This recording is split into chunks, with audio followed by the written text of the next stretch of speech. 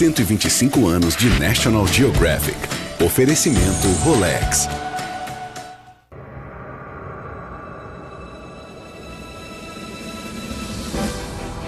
De paisagens que nunca sonhamos que existissem. Vastas cadeias de montanhas, planícies sem fim, vulcões violentos.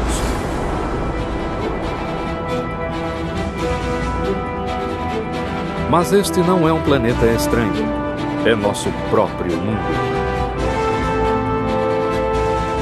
Essas são as paisagens do fundo do oceano, normalmente cobertas por milhões de litros de água. Mas ao redor do globo, os cientistas estão mapeando o solo do oceano, coletando dados e construindo um quadro do terreno abaixo da superfície.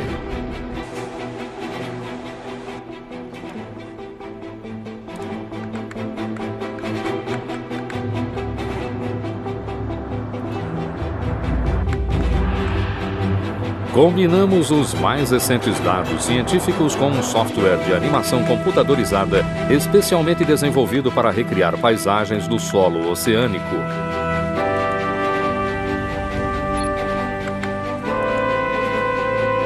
Agora poderemos puxar uma rolha imaginária e drenar toda a água do oceano.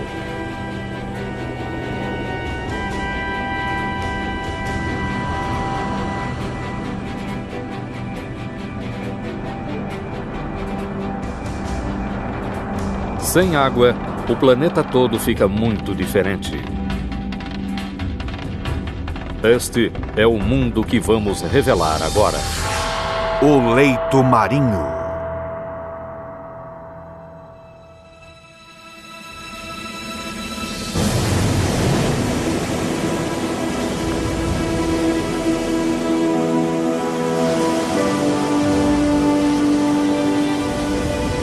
O oceano. Geralmente é tido como um lugar desolado e hostil, difícil e perigoso de se explorar. Mesmo assim, mais de 3/4 do globo são cobertos por água, que escondem a maior parte do planeta. Essa água cobre as paisagens mais espetaculares já vistas.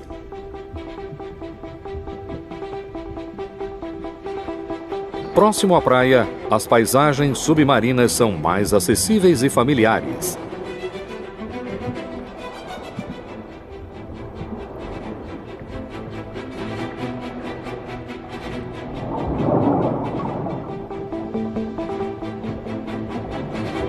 Na Baía de Monterey, Califórnia, as florestas submarinas de algas gigantes alcançam mais de 30 metros do solo marinho até a superfície iluminada pelo sol.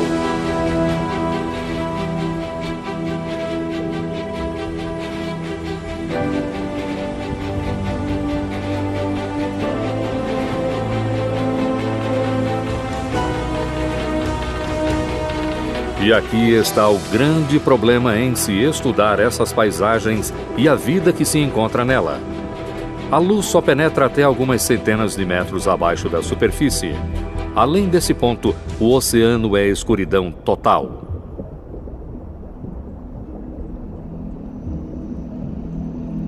Quando visitamos essas profundas paisagens oceânicas, só conseguimos ver o que as luzes de um submarino revelam.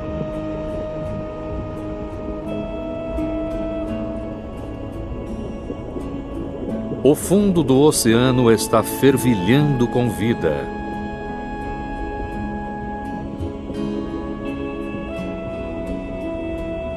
Sabemos tão pouco sobre a vida nas profundezas que criaturas novas e estranhas são descobertas o tempo todo.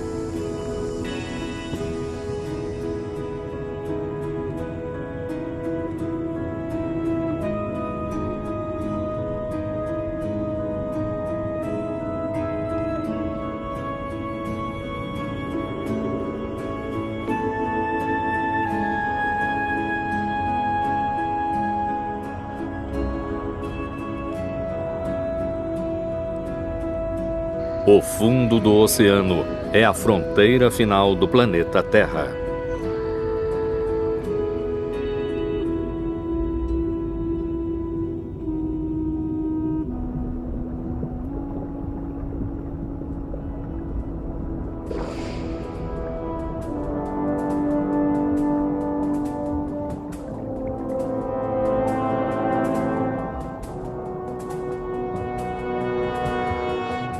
As paisagens oceânicas são muito maiores do que qualquer pedaço seco de terra. E a única maneira de fazer essa comparação é drenando o oceano. E é exatamente o que vamos fazer. Vamos baixar o nível do mar um pouco a cada vez. E a cada passo visitaremos o solo marinho exposto.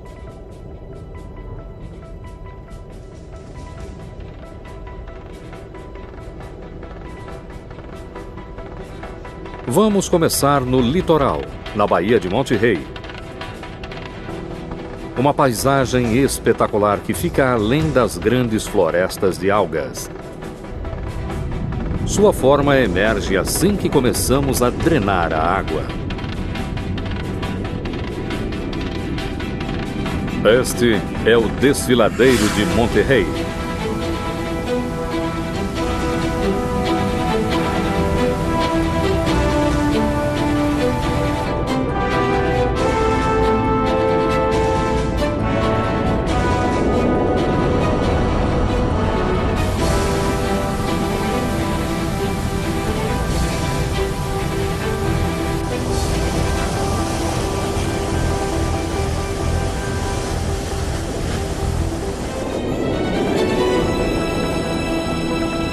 Trata-se de um desfiladeiro enorme, com quase 480 quilômetros de comprimento e até 1.600 metros de profundidade.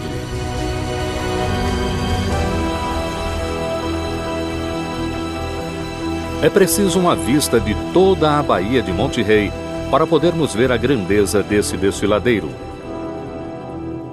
Embora seu mapeamento detalhado seja recente, ele é uma das paisagens mais conhecidas do oceano.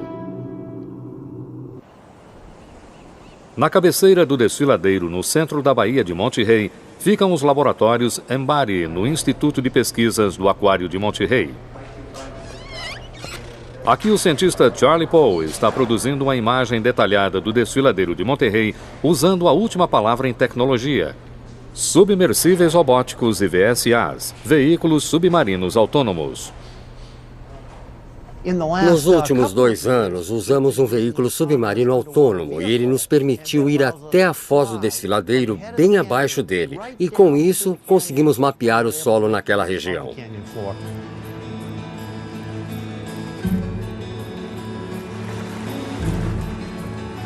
O VSA está programado para percorrer uma rota pré-estabelecida através do desfiladeiro e está equipado com um avançado sonar.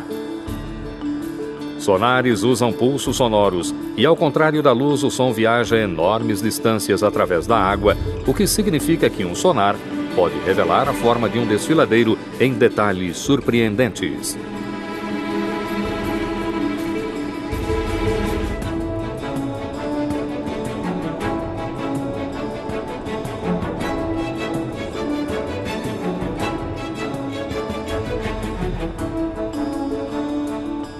O desfiladeiro de Monterrey é especial.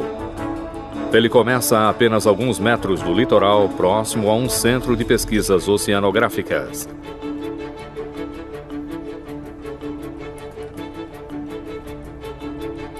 Mapear o resto do solo do oceano é muito mais difícil.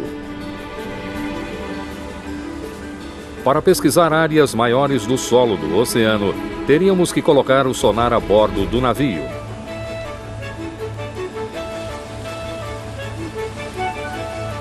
Sonares modernos são muito sofisticados. Eles enviam amplos impulsos sonoros, poderosos o bastante para alcançar as regiões mais profundas do oceano.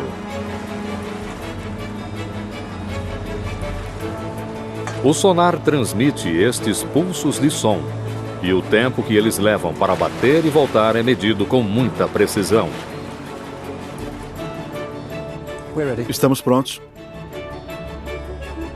Isso diz ao computador a que distância está o fundo do oceano, e à medida que o navio se move para frente, ele gradativamente constrói um quadro detalhado daquele solo. O navio vai para frente e para trás no movimento padrão que os cientistas chamam de moedor de grama, até que obtenha um quadro completo desse trecho do solo do oceano. Mas pesquisar um solo como este leva tempo e apenas pequenos trechos dessa região foram mapeados em detalhes.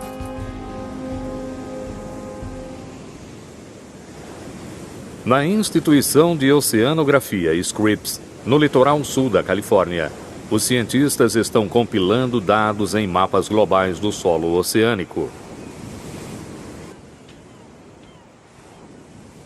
David Sandwell passou anos juntando esses mapas e sabe melhor do que ninguém que não sabemos quase nada sobre nosso planeta, mesmo comparado a nossos vizinhos mais próximos no sistema solar. Os cientistas lançaram um satélite a laser em Marte capaz de mapear a topografia com cerca de 1 quilômetro de resolução. Portanto, temos estes mapas espetaculares de Marte.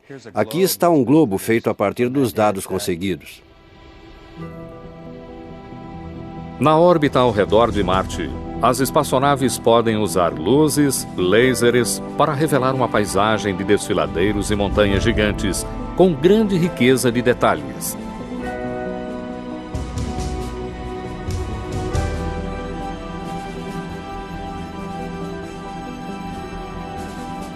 Marte fica a mais de 55 milhões de quilômetros de distância, mas sabemos bem mais sobre sua superfície do que sobre as paisagens no solo marítimo.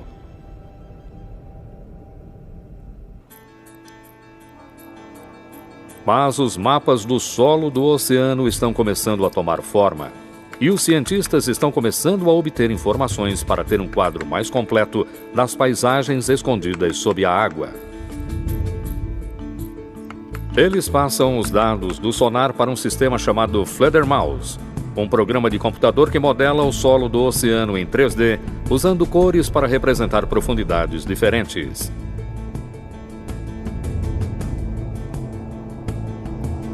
Estes são os dados que usamos para recriar o solo do oceano como se não houvesse água. Se pudéssemos caminhar nessas paisagens, teríamos a verdadeira ideia da escala desse mundo. Mas podemos fazer outra coisa, usando animação de computador. Podemos dar aos principais cientistas oceânicos do mundo uma chance de fazer algo que eles não fariam na vida real: ficar em pé no solo marinho e observar o cenário. E comparado à nossa escala humana, podemos começar a entender o quanto o solo do oceano é bizarro e estranho. Animações em computadores nos mostram o tamanho de paisagens como esta do desfiladeiro de Monte Rei. Mas poucas dessas paisagens têm paralelos em terra seca, lugares que podemos visitar para ter uma ideia da verdadeira escala das paisagens oceânicas. Com quase 480 quilômetros de comprimento, o desfiladeiro de Monte Rei é quase do mesmo tamanho do Grand Canyon.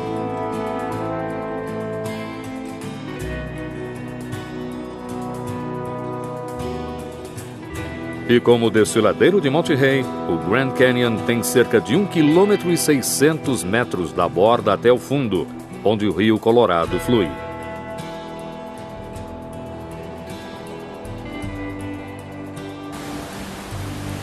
Mas há uma diferença grande entre o desfiladeiro de Monte Rei e o Grand Canyon. O Grand Canyon foi esculpido pelo rio Colorado à medida que ele ia cortando camada sobre camada de rocha. Mas não há rio no fundo do desfiladeiro de Monte Rei. Então, como ele foi criado?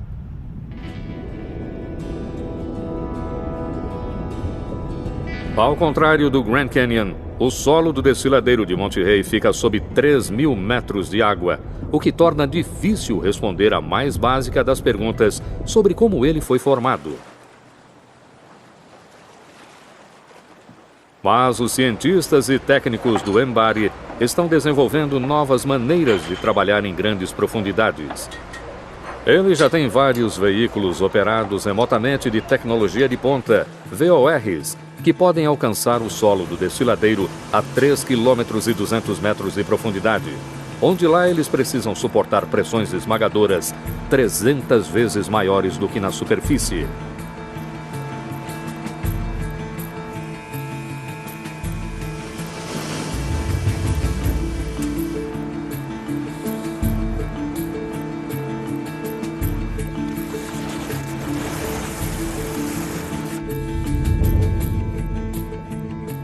Os VORs mandam imagens de volta para a superfície e são controlados em um navio onde são realizadas várias experiências.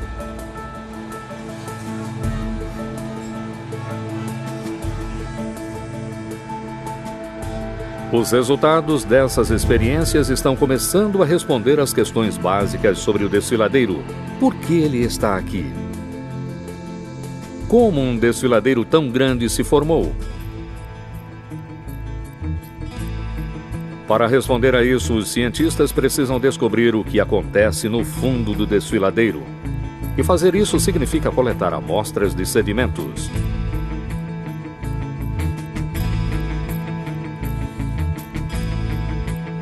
Já é difícil bastante chegar ao fundo do desfiladeiro e o equipamento ainda precisa empurrar um tubo para dentro do sedimento para colher uma amostra do centro. Se você faz isso com o VOR, que é um dispositivo flutuante com o qual vai para o fundo do desfiladeiro e começa a revirar o centro, o que você faz é apenas empurrar o VOR para cima. Então, para resolver este problema, começamos a usar um aparelho vibrador que montamos na frente do VOR.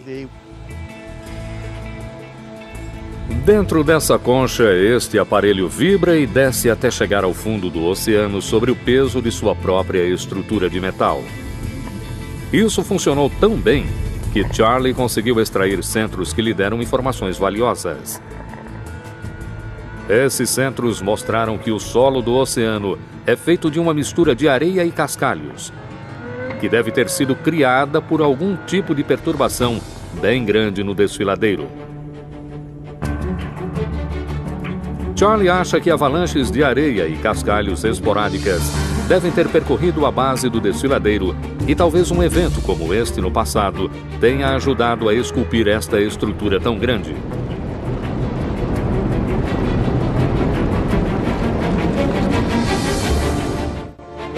O desfiladeiro foi tão esculpido por esses materiais que isso pode ser visto nas pesquisas com sonares.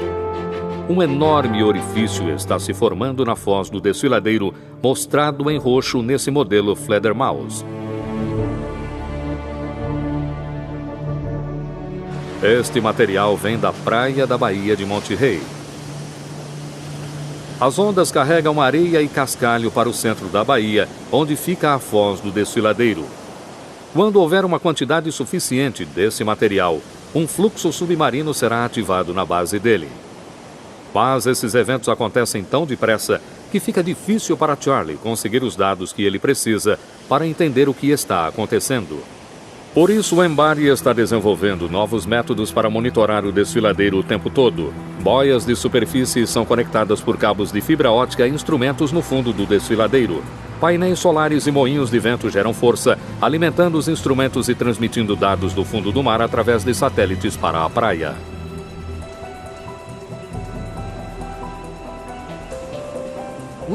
Temos uma chance de conseguir alguns dados que nos forneçam informações verdadeiras sobre o que acontece nas colunas de água durante estes eventos.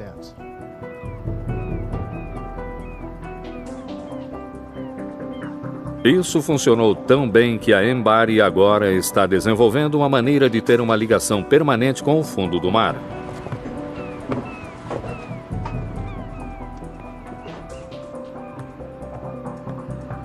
Craig Dow é o técnico-chefe encarregado de um projeto para levar energia e cabos com dados da praia para o fundo do mar. Isso irá alimentar uma estação científica na qual os cientistas poderão plugar suas experiências e executá-las 24 horas por dia, 7 dias por semana. Estamos fornecendo 10.000 watts de potência para 8 pontos, a 50 quilômetros daqui, em 900 metros de água.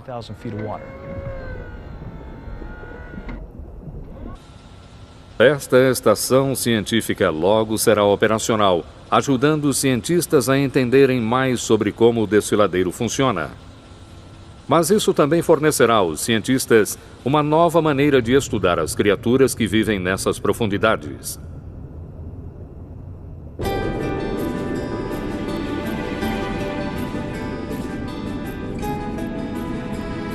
A drenagem do oceano está expondo paisagens como a do desfiladeiro de Monterey, que normalmente ficam escondidas sob milhares de metros de uma água fria e escura.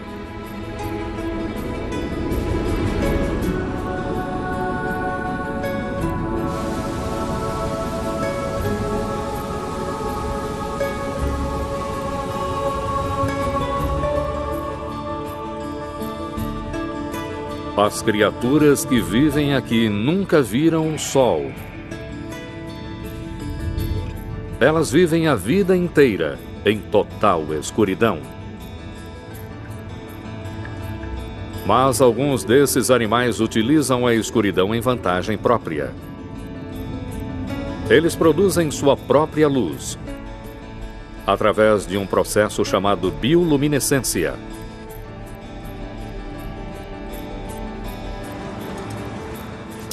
Edie Widder passou vários anos estudando a bioluminescência no laboratório e no fundo do oceano.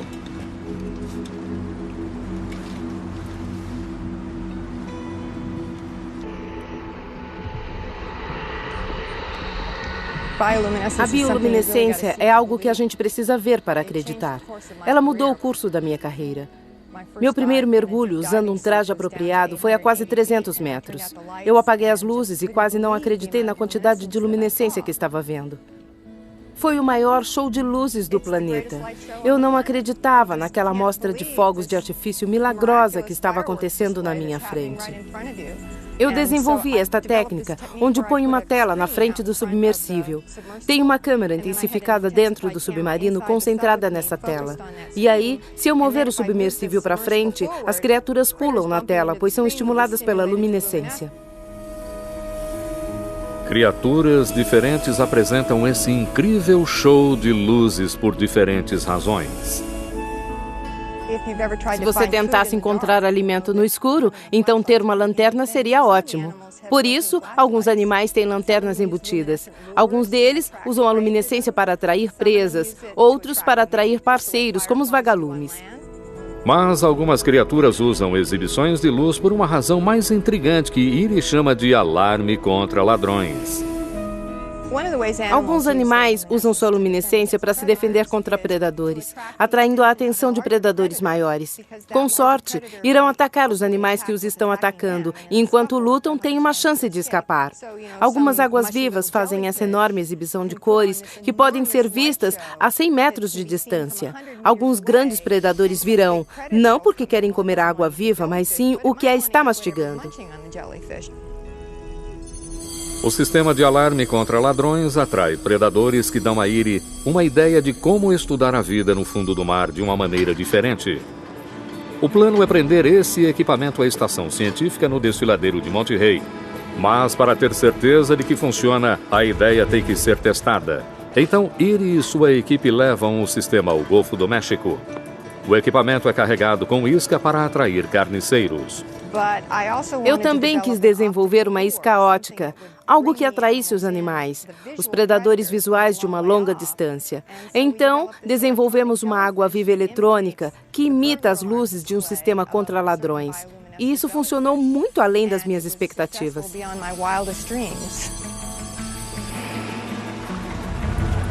O equipamento foi levado para o fundo do leito marinho por um submersível e depois deixado na escuridão, onde uma câmera especial de luz baixa pôde observar criaturas sem ser cegada pelas brilhantes luzes do submarino. Mesmo antes de o submarino voltar para a superfície, a isca já estava atraindo carniceiros. Muito bem, amigos, estamos apoiando vocês, não se preocupem.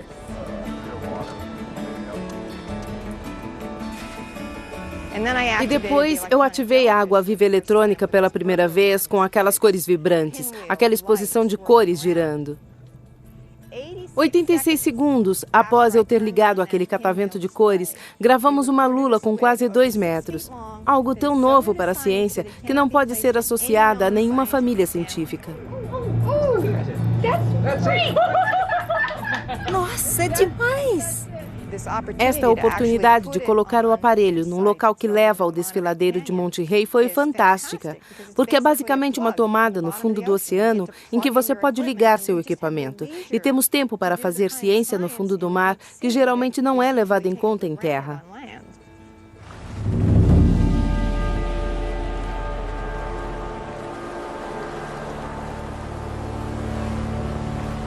O desfiladeiro de Monte Rei, suas paisagens e criaturas, são apenas uma parte do que encontraremos em nossa jornada rumo às profundezas. E agora vamos baixar o nível da água novamente e dessa vez nos afastar do litoral em direção ao centro da bacia oceânica. Outra área que foi mapeada em detalhes fica bem no meio do Pacífico. Trata-se da cadeia de Ilhas Havaianas.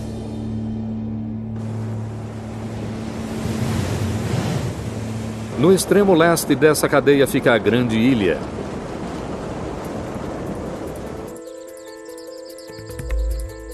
Um dos picos do Havaí, Mauna Loa, é o maior escudo vulcânico do mundo, elevando-se a 4.500 metros acima do nível do mar. A Grande Ilha ainda está muito ativa. Outro vulcão de Mauna Loa, chamado Kilauea, tem estado em erupção há 25 anos.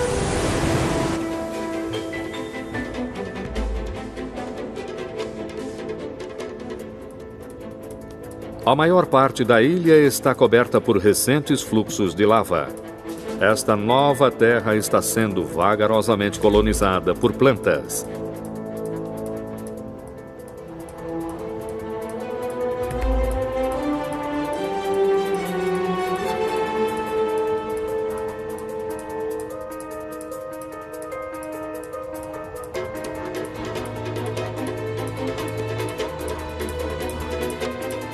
Mesmo sobre as ondas, a Grande Ilha é impressionante. Mas quando baixamos o nível do mar, sua verdadeira estrutura é revelada.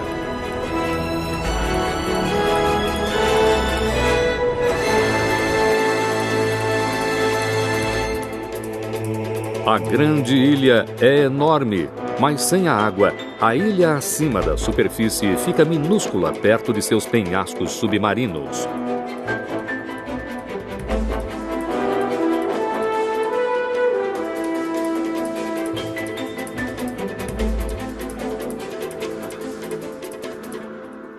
Medida de sua base, esta é a maior montanha da Terra, 1.200 metros mais alta que o Everest.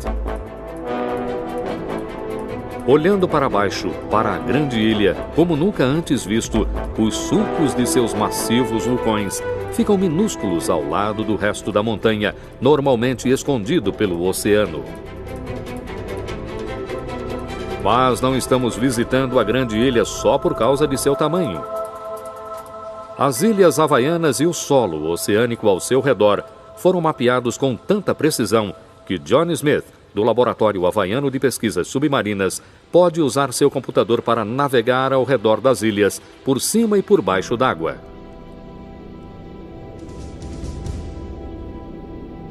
Suas pesquisas revelaram um pequeno vulcão submarino, um monte marinho chamado Loihi, crescendo nas laterais da Grande Ilha. Este é o Loihi. É um vulcão ativo no mar próximo à Grande Ilha. Ele fica a cerca de 32 quilômetros ao sudeste da ilha. O vulcão Loihi fica a 900 metros abaixo da superfície, mas ele é tão ativo quanto os vulcões que ficam acima da água. O magma logo abaixo do leito marinho cria colunas de água quente.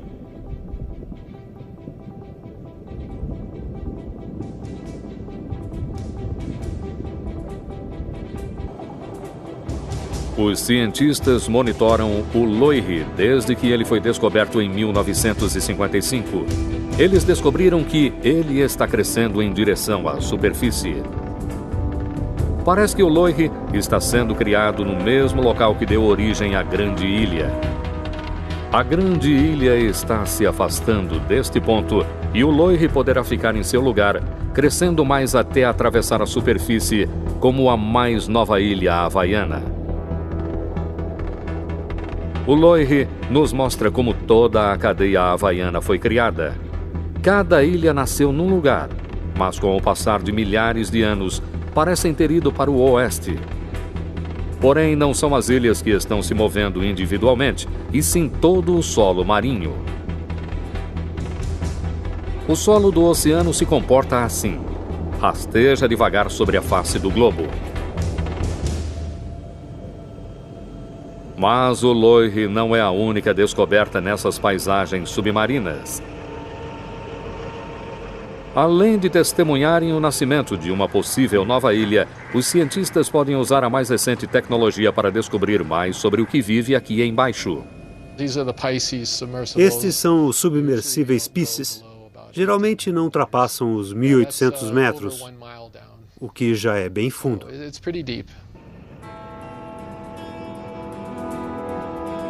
Uma simples olhada no minúsculo feixe de luz do submarino é algo incrível, como o biólogo Chris Kelly descobre todas as vezes que vem até aqui. Estar num submersível e ver essas áreas com seus próprios olhos é uma experiência incrível. O que fica abaixo de 1.000 metros é basicamente um mundo estranho. A gente vê esponjas que parecem pirulitos gigantes.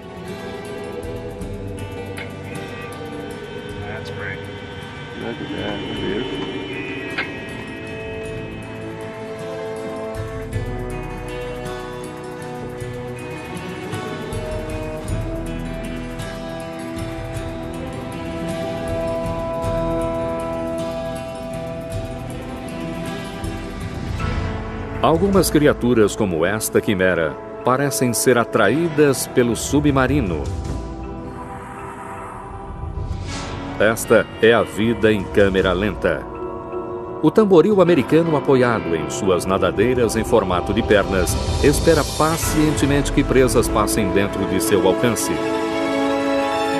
Aparece uma lula vampiro, chamada assim por causa da rede entre seus tentáculos que faz lembrar a capa do Drácula.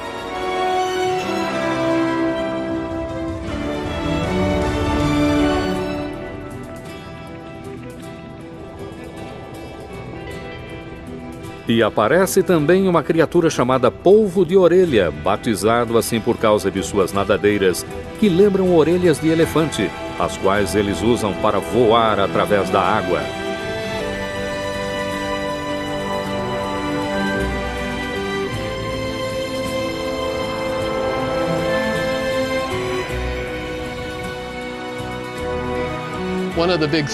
Uma das maiores emoções quando você desce ao fundo do oceano num submarino é que você não faz ideia do que vai aparecer lá. Pode ser um animal totalmente novo, que nunca foi visto antes. Isso é uma enorme emoção. Mas os cientistas tiveram uma grande surpresa quando começaram a explorar essa paisagem. Eles viram grandes áreas cobertas com corais.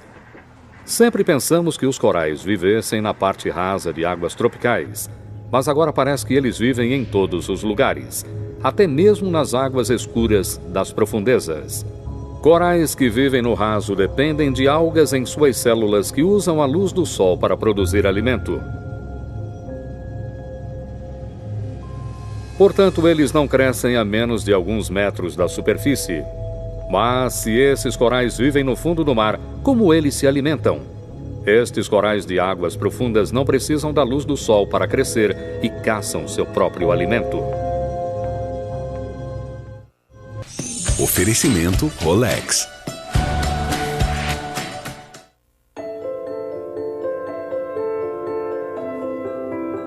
My fascination of oceans really started at an early age. Our World Underwater Scholarship really changed my life forever. What it gave me was these one-on-one encounters with these amazing individuals. I knew then my life was going to be all about the oceans. Every day brings new promise in the Arctic. It's always that you could come around the next chunk of ice and there's going to be a new surprise and a new secret to reveal.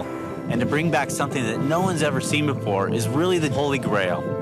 What's incredible about the Our World Underwater Scholarship is that now it's worldwide and 58 people are now out there pursuing marine-related careers. Without the scholarship, I wouldn't have the career that I have now.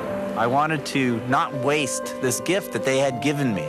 And I really felt I had an obligation to pursue this career and do it to the best of my abilities.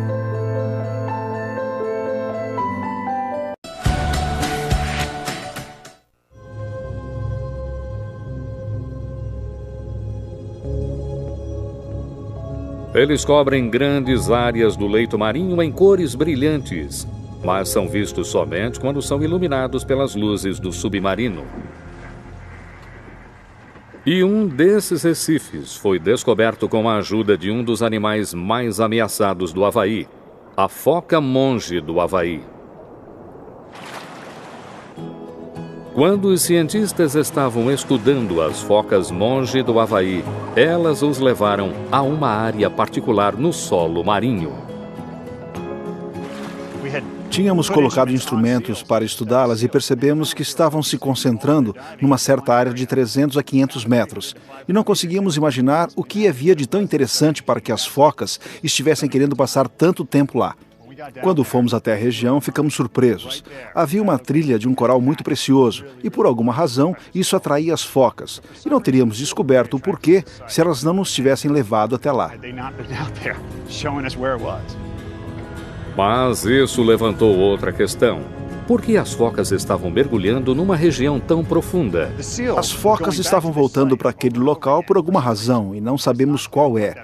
Achamos que elas devem estar se alimentando de peixes ali, mas realmente não conseguimos provar que há mais peixes associados com corais. Estamos tentando descobrir isso agora.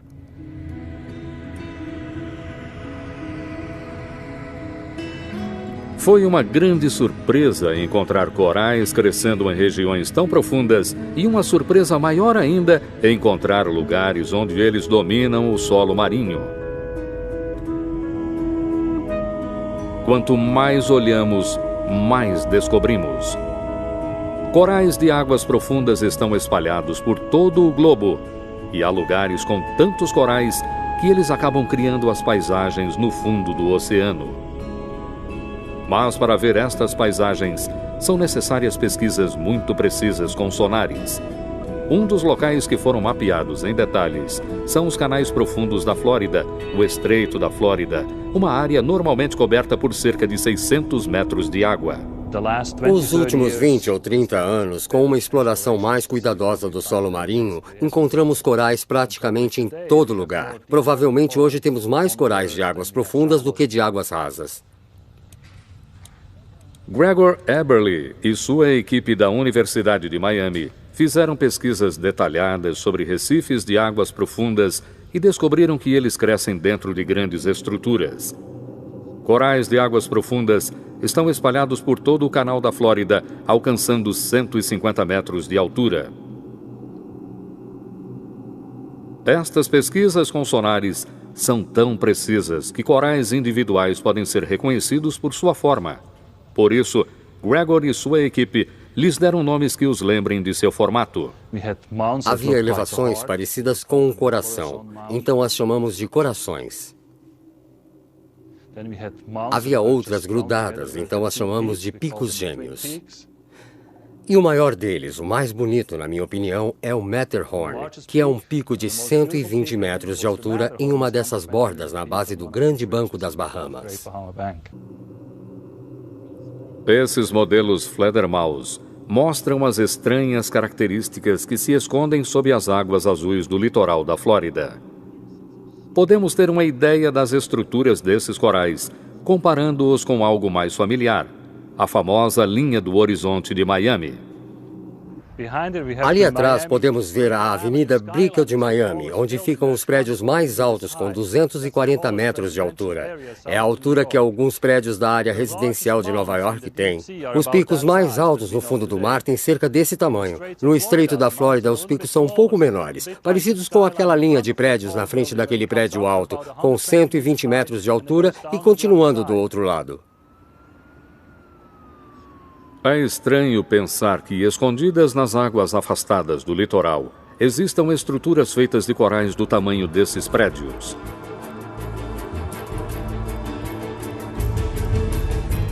Até agora, as estruturas que expusemos foram relativamente pequenas, mas agora vamos ver paisagens realmente grandes.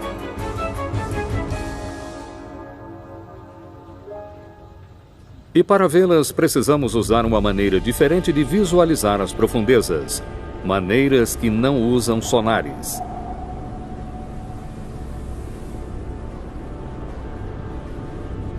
Isso pode soar como uma surpresa, mas a superfície do oceano não é achatada. Ela é coberta por pequenas montanhas e vales que espelham as paisagens do fundo do oceano. Algumas são tão grandes que forçam a água por cima delas.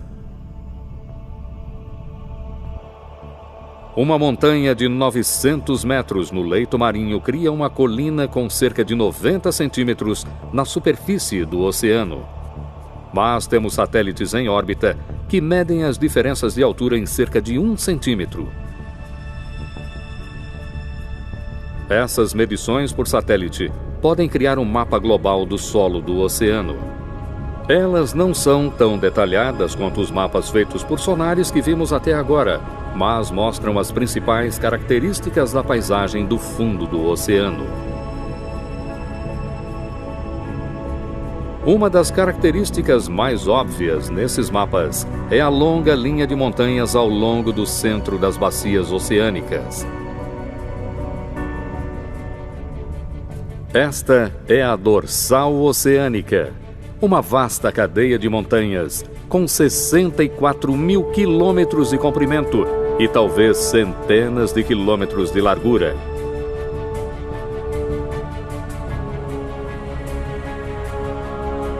Ela acompanha toda a circunferência do globo, como a costura numa bola de beisebol. A crosta terrestre é quebrada em grandes blocos, placas tectônicas, como as placas no casco de uma tartaruga.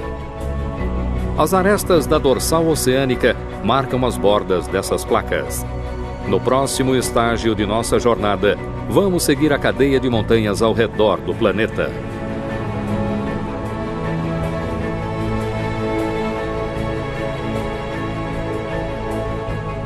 Esta cadeia de montanha normalmente fica escondida sob 3,2 km de água. Mas há alguns lugares onde as arestas aparecem acima da superfície, facilitando o estudo dos cientistas. Por exemplo, lugares como a Islândia.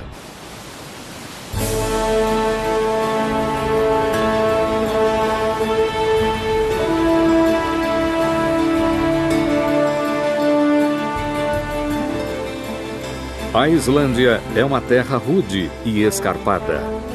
Mas seu cenário espetacular ajudou os cientistas a entenderem como essas enormes paisagens do fundo do mar foram formadas. Na Islândia, 320 quilômetros de arestas da dorsal mediana ficam expostos. E aqui na América do Norte e Europa, as placas se encontram, uma junção marcada por um largo vale.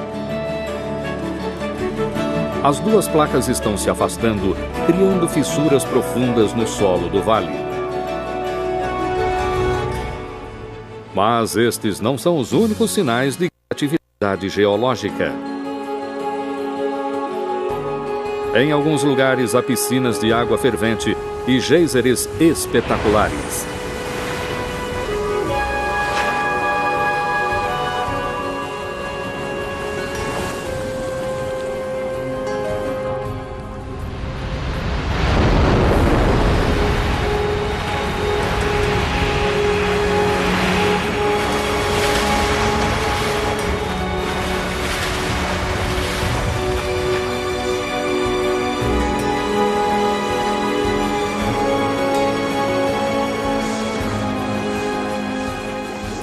Toda essa atividade é desengatilhada pelo magma derretido logo abaixo da superfície. Todo esse cenário deveria estar embaixo de 3.000 metros de água. Então, por que a dorsal mediana é alta e seca aqui na Islândia? A Islândia faz parte de um vasto sistema de dorsais oceânicas que se estende por todo o globo, mas que aqui se eleva acima da superfície. Uma das razões para isso pode ser o fato de a Islândia estar em cima de uma área de calor, uma coluna ascendente de magma, vinda de dentro da Terra, empurrando a ilha para cima da mesma maneira que as ilhas havaianas foram criadas.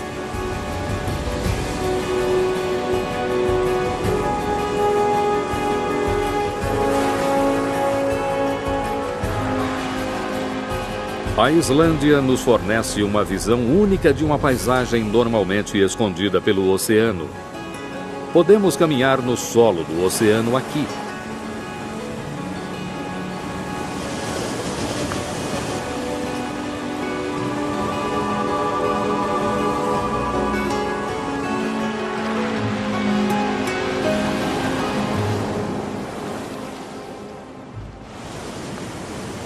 Mas para caminhar nas regiões mais espetaculares da dorsal mediana, precisaremos drenar mais água do oceano.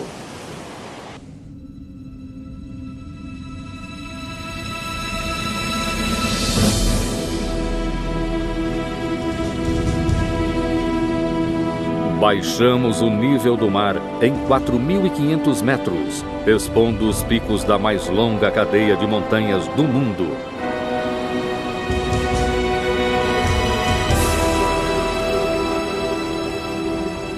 Comparadas às da Islândia, essas paisagens são enormes. A cadeia de montanha aqui é centenas de quilômetros mais larga e em sua borda existe um enorme vale.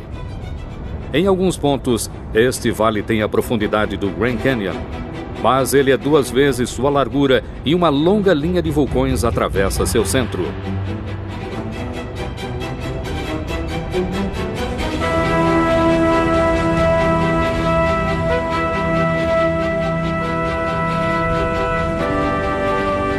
Assim como na Islândia, os 2 lados do vale estão se separando. E à medida que isso vai acontecendo, a lava que sai dos vulcões se solidifica para formar um novo solo marinho. É onde nasce esse solo.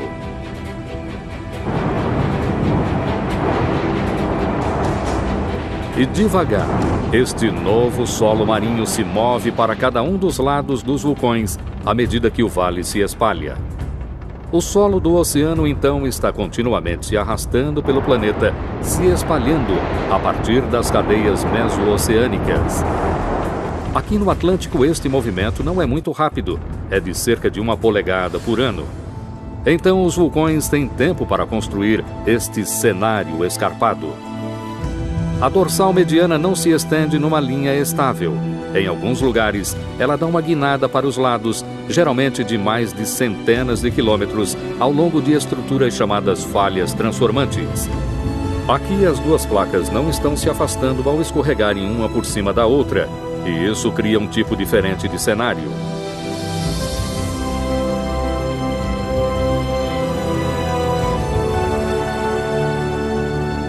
Há locais em terra onde 2 placas escorregam uma por cima da outra, como estas. A mais famosa está na Califórnia. Aqui, uma pequena cidade nos mostra uma dessas falhas e podemos ver seus efeitos. Estamos em Hollister, na Califórnia, e estamos na falha de Calaveras. A Calaveras é uma das maiores falhas da tectônica de placas de San Andreas, e no lugar onde estamos agora, a falha de Calaveras se comporta assim. Isso se chama de rasteiro, é uma falha rasteira. As falhas agem de maneiras diferentes. Algumas delas ficam grudadas e depois de repente se movem, e quando isso acontece são produzidos grandes terremotos. Outras falhas, como a de Calaveras, se movem devagar e fazem sons o tempo todo. E a gente só consegue ver os efeitos desses pequenos movimentos nas ruas de Hollister. Podemos seguir esta falha pela cidade. Aliás, os muros e o meio-fio estão com fissuras ou rachados. Isso é a geologia em ação, mas ela não criou nenhum cenário espetacular. Várias dessas falhas atravessam a Califórnia. A mais famosa é a de San Andreas, que devastou São Francisco em 1906. Mas nem esta falha é óbvia. Se você estiver passando por aqui e olhar para a sua direita ou esquerda, você verá um campo achatado. Mas nem imaginará que a falha de San Andreas está passando por aqui, se não fosse pelo fato de essa cerca ter sido construída depois do terremoto de 1906 e da falha continuar a crescer. Se você olhar ao longo da cerca, você verá que ela está pendendo para a direita. Essa curvatura é resultado do movimento contínuo ao longo da falha.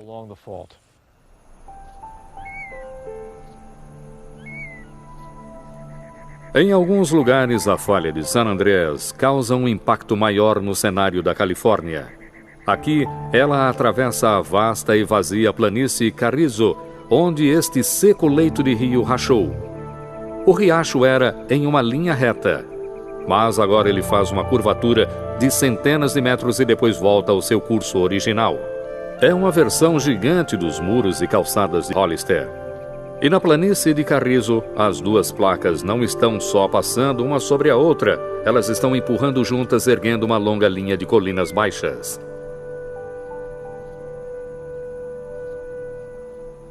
Mas por baixo das ondas, as falhas transformantes produzem um cenário sem comparação na Terra.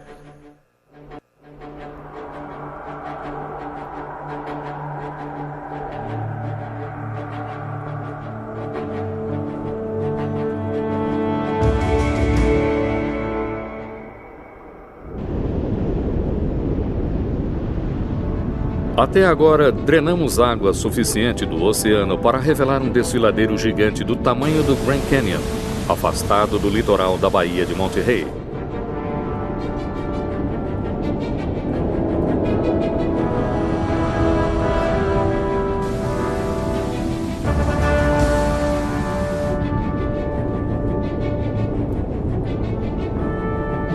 Expusemos a maior montanha do mundo.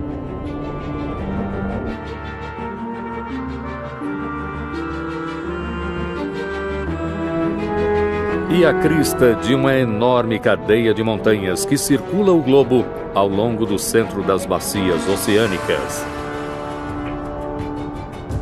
E ainda temos muito a percorrer nessa jornada de descobertas. Quando drenarmos mais água, iremos expor a paisagem mais extensa do mundo e a região mais profunda do planeta. Mas para chegar lá, teremos que viajar ao longo da dorsal mediana, nos aprofundando até o centro do Atlântico. A linha da grande dorsal mediana às vezes dá uma virada gigantesca, uma falha transformante, e a seção mais espetacular é chamada de zona de fratura de Romanche.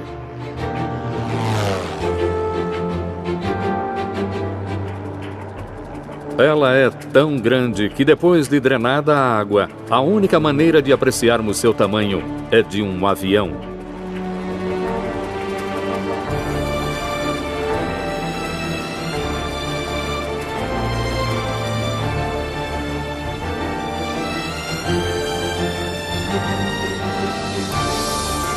O vale tem 320 quilômetros de comprimento, 32 quilômetros de largura e 6 quilômetros e 400 metros de profundidade. 4 vezes a profundidade do Grand Canyon. O Vale de Romanche é tão profundo que, mesmo com o nível do mar baixado em 4.500 metros, ainda há água no fundo.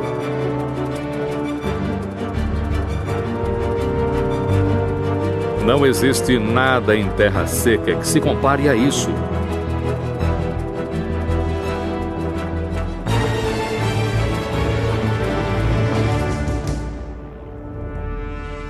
À medida que continuamos nossa viagem ao longo da dorsal mediana, a cadeia de montanhas muda. A segunda parte da jornada nos leva para dentro do Oceano Pacífico, para uma região no meio do oceano chamada Elevação do Pacífico Leste. Ela não se ergue como a dorsal mediana. Esta cadeia de montanhas é tão ampla e seus montes tão rasos que dirigir por aqui seria como dirigir em algum lugar tão plano quanto o Kansas.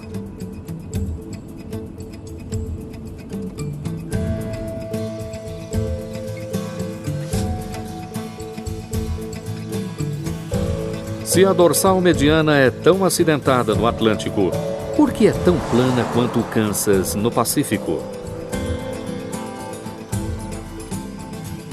A elevação do Pacífico Leste está se espalhando bem mais depressa que a cadeia do Atlântico, até 15 polegadas por ano. Por isso, não há tempo para que grandes picos se formem antes que sejam movidos pela atividade vulcânica. Mesmo assim, ainda há cenários muito dramáticos nessa cadeia de montanhas. Temos a tecnologia para visitar tais lugares e nossas descobertas mudaram completamente a maneira de entendermos o planeta e a vida. Esses lugares são tão profundos que muito poucos submersíveis conseguem alcançá-los. Este é Alvin, da instituição de oceanografia Woods Hole. Ele consegue chegar a 4.500 metros e em 1977, enquanto descia pela cadeia dorsal mediana no Pacífico, fez uma incrível descoberta.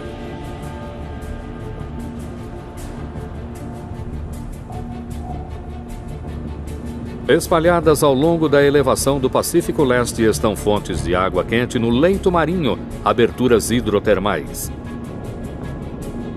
Não fazíamos ideia que isso existia até algumas décadas atrás. Essas chaminés expelem água muito quente, negra por causa dos minerais, o que dá a elas seu nome, chaminés hidrotermais. Estes são lugares difíceis, perigosos e caros de se investigar. E apesar da tecnologia avançada, só conseguimos dar uma olhada nesta incrível paisagem à medida que as luzes de submarinos penetram.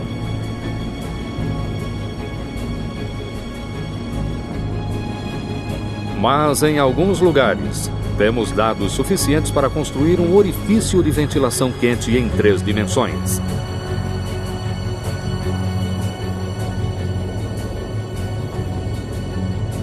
No Observatório de Lamont Doherty, Vic Ferrini compilou algumas das medições mais precisas desses orifícios.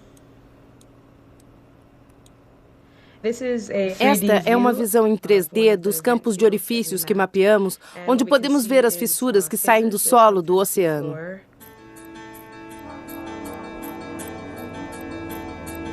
Os detalhes dessas pesquisas são incríveis. A textura acidentada é criada por montes de lava e chaminés individuais podem ser vistas crescendo entre 2 fissuras vulcânicas profundas. Esta é provavelmente a melhor visão que conseguimos com as limitações tecnológicas que temos. Mapear locais tão profundos e remotos com tantos detalhes é uma conquista incrível. Mas há mais lugares acessíveis na Terra que nos ajudam a entender como estas estruturas são formadas.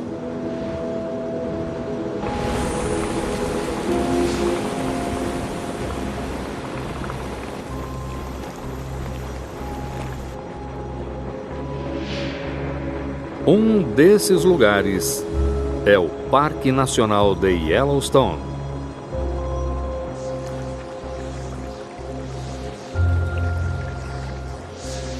Yellowstone fica no continente norte-americano, mas como nas cadeias dorsais medianas, o magma quente fica logo abaixo